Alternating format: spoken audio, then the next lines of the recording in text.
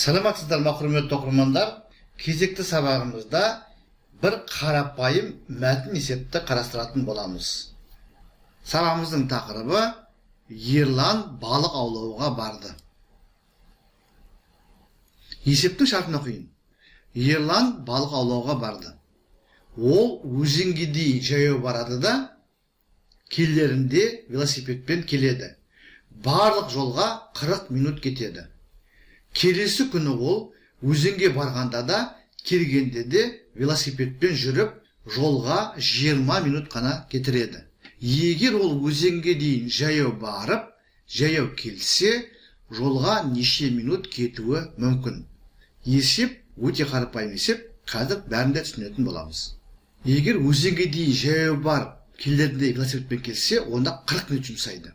Ал өзенге велосипедпен барып, велосипедпен кейін қайтатын болса, онда 20 минут қана кетіреді.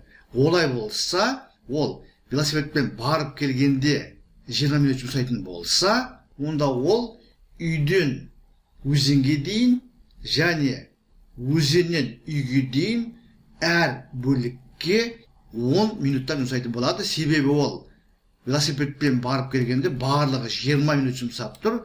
Олай болса, ол өзенге дейін баруға 10 минут, қайтарда 10 минут жұмсаған. Енді қараңыздар, бірінші шарт бойынша, егер өзенге дейін жаяу барып, келерінде велосипедпен келсе, онда ол барлық жолға 40 минут жұмсаған. Бұдан барардағы уақытын табу үшін қараңыздар, барлық кеткен уақыттан велосипедпен қайтардағы 10 минутты алып тастаймыз. Сонда 40 минус 10, яғни ол өзенге дейін жаяу 30 минутта барған. Енді есептің қойып отырған сұрағына жауап беру қиын емес. Ол өзенге дейін жаяу барып, кейін жаяу келетін болса, жолға қанша уақыт кетуі мүмкін. Мына екінші жолда тауып қойдық. Үйден өзенге дейін 30 минут, және өзеннен кейін қарай үйге дейін тағы 30 минут, барлығы 30 қосу 30, 60 минут уақыт жұмсайды екен. Сонымен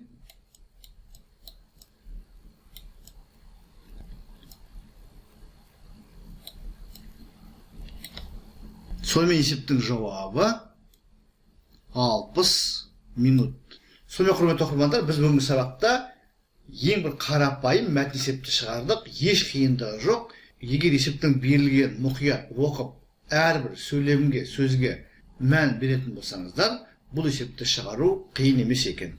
Зейін қойып тыңдағандарыңыз үшін көп рахмет. Келесі кездескенше.